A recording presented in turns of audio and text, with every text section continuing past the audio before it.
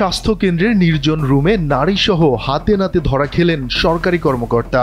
ধরা পড়ার পর এই কর্মকর্তা দাবি করেন মশলা বাটার জন্য রুমে ঢুকিয়েছিলেন ওই নারীকে। এই ঘটনার একটি ভিডিও এখন সামাজিক যোগাযোগ মাধ্যমে ভাইরাল।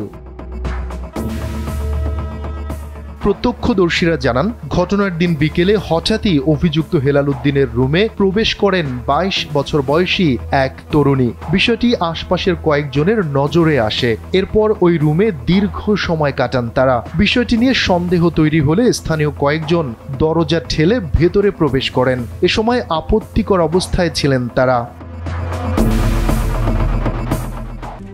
RICL TMX, যুগের পর যুগ স্থাপনা থাকে মজবুত। স্থানীয়দের তোপের মুখে মুখ খোলেন উপস্বাস্থ্য কেন্দ্রের ফার্মাসিস্ট হেলাল উদ্দিন। বলেন মাংস রান্না করছিলেন তিনি, কিন্তু মশলা বাটার কেউ ছিল না, তাই ওই তরুণীকে রুমে ডেকে আনেন।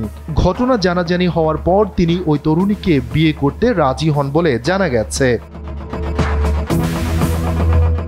শনিবার বিকেলে সাতক্ষীরার দেবহাটা উপজেলার বহেরা উপস্বাস্থ্য কেন্দ্রের দ্বিতীয় তলায় ঘটে এই ঘটনা। ওই উপস্বাস্থ্য কেন্দ্রে ফার্মাসিস্ট পদে কর্মরত রয়েছেন অভিযুক্ত হেলাল উদ্দিন।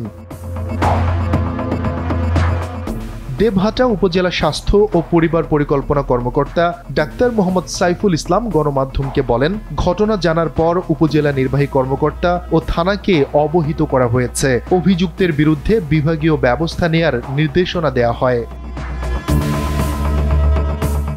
দেবহাটা উপজেলা নির্বাহী কর্মকর্তা ইউএনও মিলন সাহা বলেন, বিষয়টি তদন্ত করা হচ্ছে। ফার্মাসিস্টের বিরুদ্ধে অভিযোগ প্রমাণিত হলে আইনগত ব্যবস্থা নেওয়া হবে।